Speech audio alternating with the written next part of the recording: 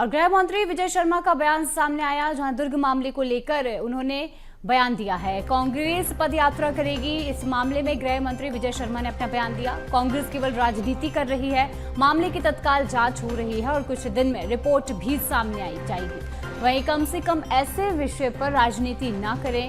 कांग्रेस की न्याय यात्रा पीड़ित परिवारों को ह्यूमिलिएट करने जैसी है और ये करना क्या चाह रहे हैं। आपको बता दें कि लगातार यहाँ पर दुर्ग का मासूम के साथ दुष्कर्म मामला तूल पकड़ता हुआ नजर आ रहा है और इसी बीच अब कांग्रेस यहाँ पर पदयात्रा निकालने जा रही है, जिसे बीजेपी अब एक राजनीति करार देना चाहती है। आपको बता दें कि लगातार इस पर राजनीति देखने को भी मिल रही है।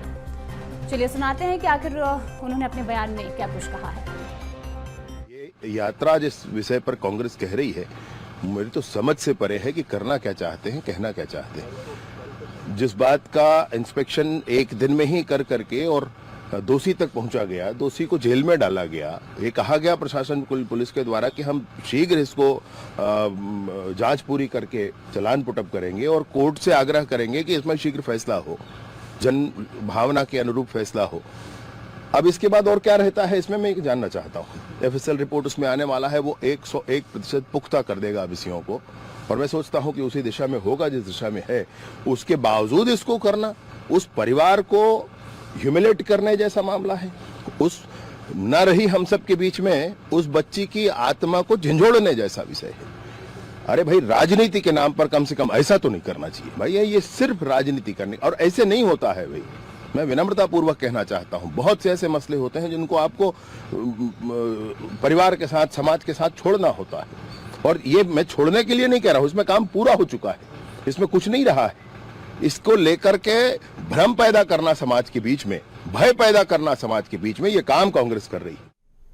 और जैसा कि ये बयान विजय शर्मा का सुना, जहां पर उन्होंने साफ तौर पर कांग्रेस द्वारा राजनीति करने की बड़ी बात कही है। चलिए इसी खबर पर अधिक जानकारी के लिए हमारे साथ अविनाश चंद्रवंशी जुड़े हैं। अविनाश, देखा जाए तो लगातार दुर्ग मासूम दुष्कर्म मामले में ये मामला तूल पकड़ता हुआ नजर आ रहा है, क्योंकि कांग्रेस अब इस पर पदयात्रा निकालने जा रही है। और इसी बीच यहाँ पर विजय शर्मा द्वारा ये बताया गया कि उनके बयान के द्वारा ये बताया गया कि जब मामला पहले ही साफ हो गया था, आरोपी चाचा को भी गिरफ्तार कर लिया गया था, उसके बाद कांग्रेस इस तरीके से जो पदयात्रा निकाल रही है, कहीं ना कहीं इस मामले में राजनीति करती हुई नजर आ रही है।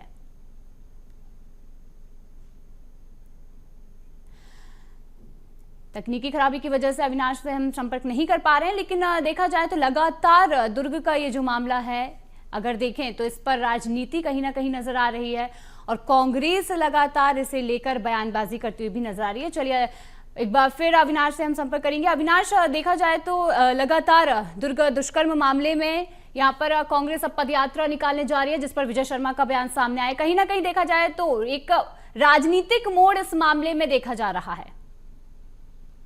बिल्कुल, देखिए दुर्ग केस में लगातार जो है कर रही है सरकार के खिलाफ नारेबाजी, कानून व्यवस्था पर लगातार सवाल उठा रही है। वहीं इस मामले कांग्रेस जो है पदयात्रा करने वाली, कांग्रेस की पदयात्रा को लेकर गृह मंत्री विजय शर्मा का बयान भी सामने आया और उन्होंने साफ तौर पर कहा है कि संवेदनशील विषयों पर राजनीति नहीं करना चाहिए। जिस यात्रा की बात कर रही है वो उनके समझ से परे वो बताते नजर आ रहे हैं। इसके साथ ही उन्होंने यह कहा है कि जिस बात की चिंता है उसको एक दिन सुधार किया गया था, पहले को जेल में डाला गया, उसके बाद शीघ्र जांच भी जो है वो चालान पुटअप की जो तैयारी है वो भी किया गया।